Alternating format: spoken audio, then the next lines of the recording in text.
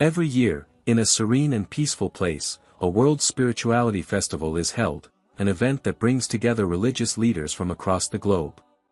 Its purpose is simple yet noble, to build bridges of peace between faiths and strengthen the bonds of humanity amid the diversity of beliefs. That year, the festival was attended by hundreds of spiritual figures, including Bhante Surya, a wise and compassionate Buddhist monk from Southeast Asia, and Pastor Michael, a devoted minister from the West who had dedicated his life to serving people in remote corners of the world. But among these prominent figures, there was one who seemed unremarkable, an elderly imam named Imam Abdul Muti. He came from a small, unknown village.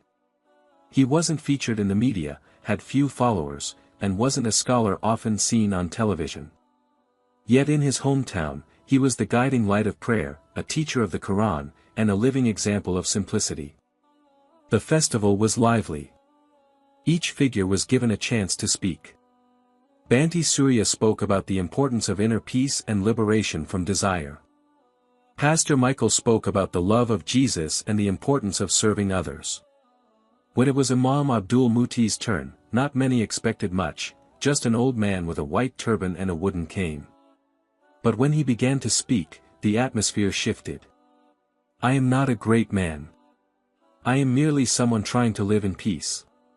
Today, I want to share one thing, the oneness of God, Tawhid." With a soft but steady voice, he didn't deliver a long sermon filled with scripture, but instead spoke from the heart.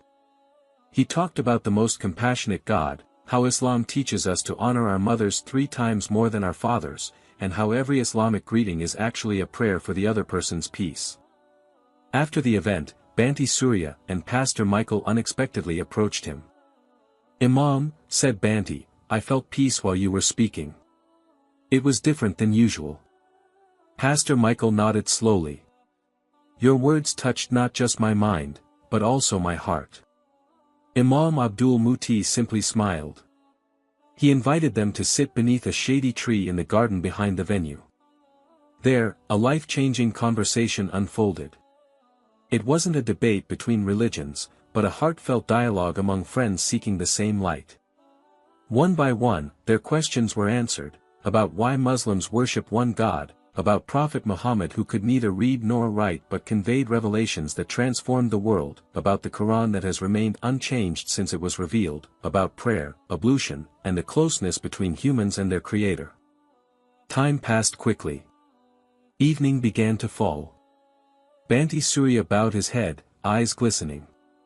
"I have long sought peace," he said.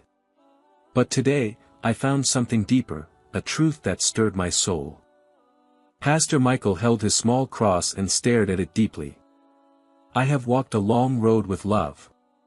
But now, my heart longs for something more genuine. This feels like a calling I cannot ignore." That night, under a star-filled sky, Imam Abdul Muti guided both of them in reciting the Shahida. There were no crowds. No cameras.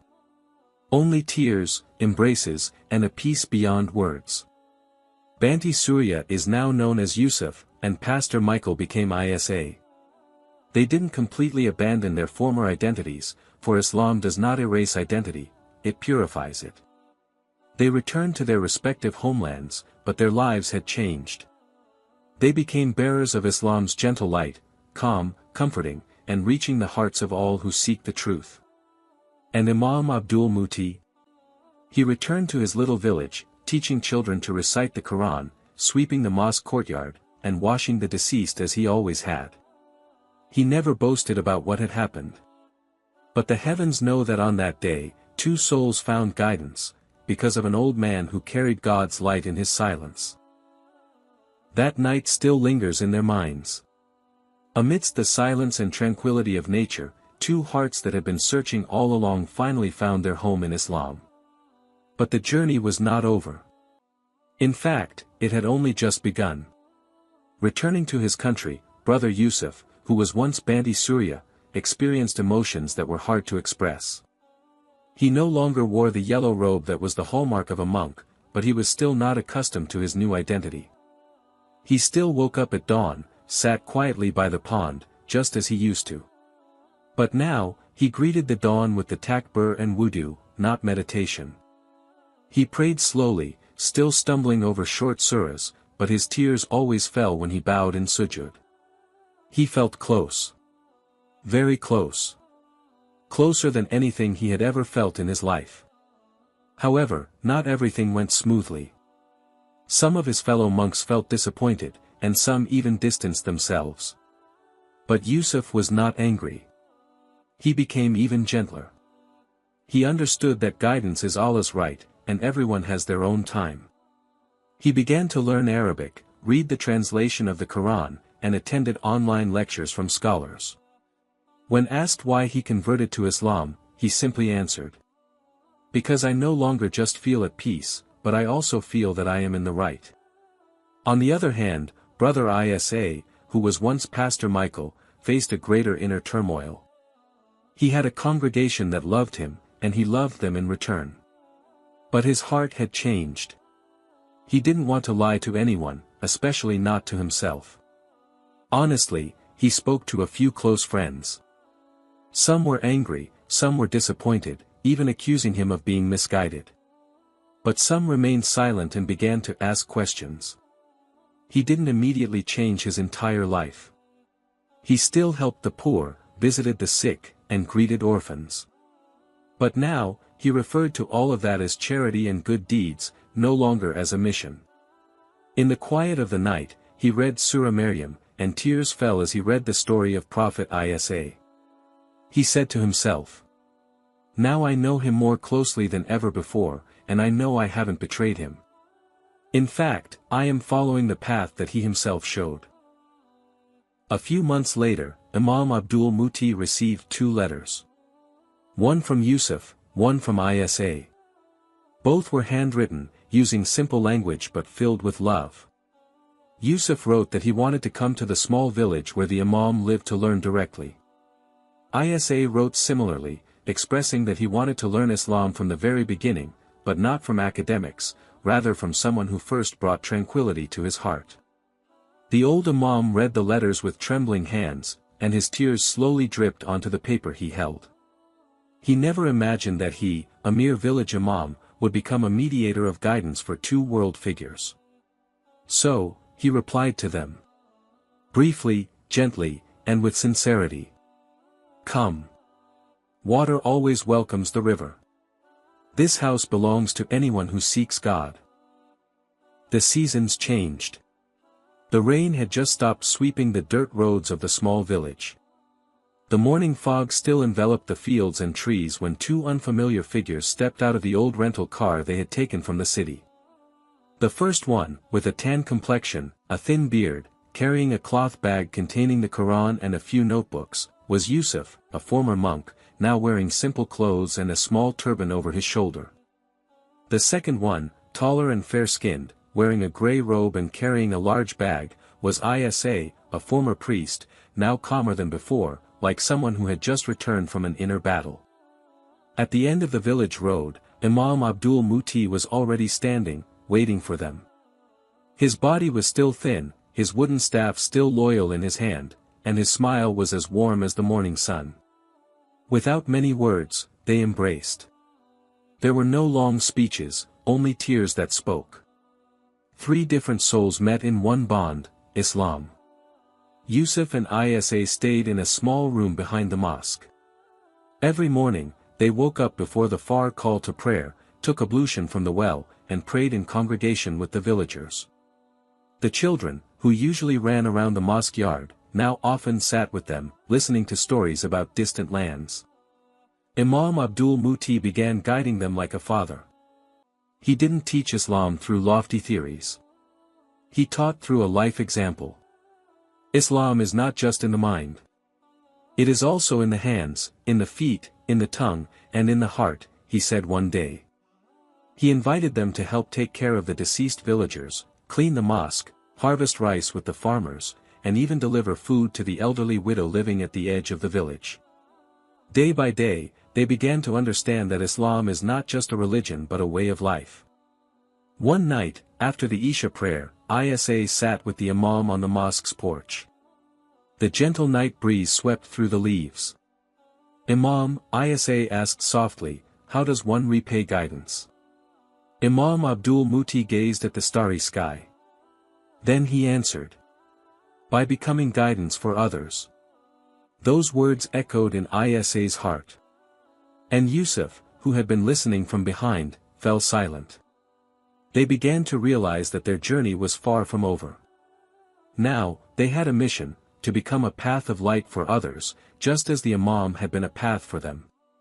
A few weeks later, a letter arrived from abroad. A former colleague of Pastor Isa wrote that he wanted to visit the village after hearing about Isa's transformation. He was not angry, nor did he curse. Instead, he was curious. Similarly, a young disciple from the temple where Yusuf had once lived found Yusuf's journal left behind and felt as though he was reading his own heart's voice. And, without them planning it, people started to come. Not in large numbers, but one by one, like raindrops falling slowly, but enough to nourish the thirsty land.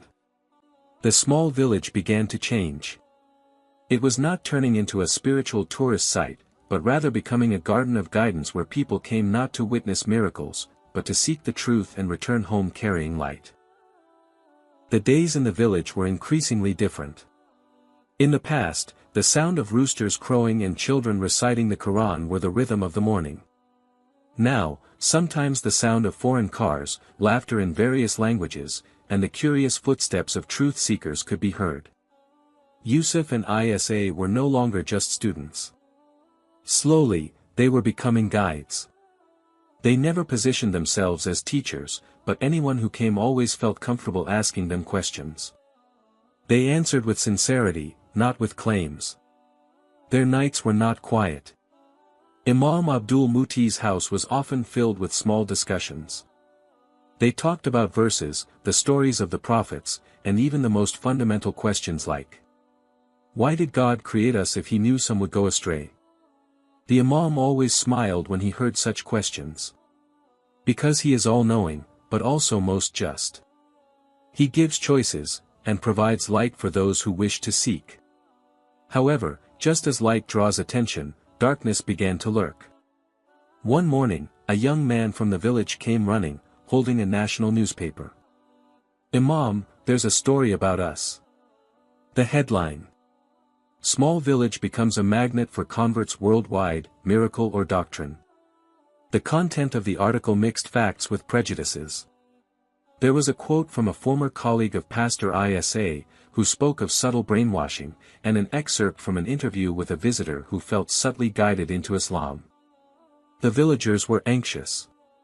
Some were worried, some were confused. But Imam Abdul Muti remained calm. Let it be. Light doesn't need to defend itself from shadows. Our only task is to make sure it continues to shine. Yusuf and Isa felt guilty for a moment. But the Imam told them. You are not wrong for bringing the truth. What is wrong is those who reject it before trying to understand it. Tests do not only come from the outside. Some local religious leaders started to feel uneasy. They were worried that the influence of the Imam and these two converts might disrupt the order. Some said the Imam was too lenient, accepting outsiders without proper screening. One night, during a small meeting of village leaders, someone said, are we sure they are all sincere? What if this becomes a threat to our children? Yusuf, who was sitting in the corner of the room, lowered his head. His heart ached, but he understood. Change is indeed frightening for those who have been comfortable for a long time. But Isa stood up and calmly said, I did not come here with weapons, but with the water of wudu. I do not want to take anything from you, I only want to learn how to be a good Muslim. These words calmed some hearts. But the Imam knew, a bigger storm might not have come yet. One night, Imam Abdul Muti took Yusuf and Isa for a walk up a small hill behind the village. There, under a star-filled sky, he said softly, my children, I am old.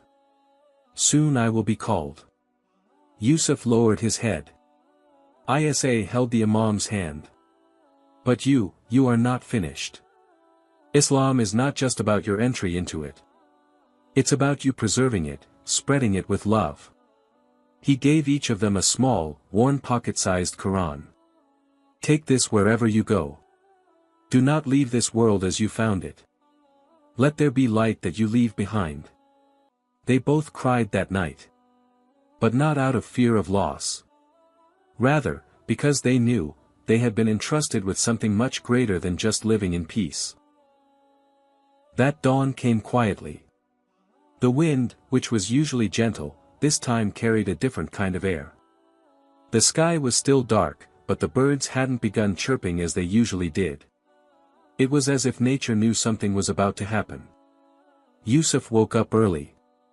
He walked slowly to the mosque, the usual place where Imam Abdul Muti would sleep in the corner of the room.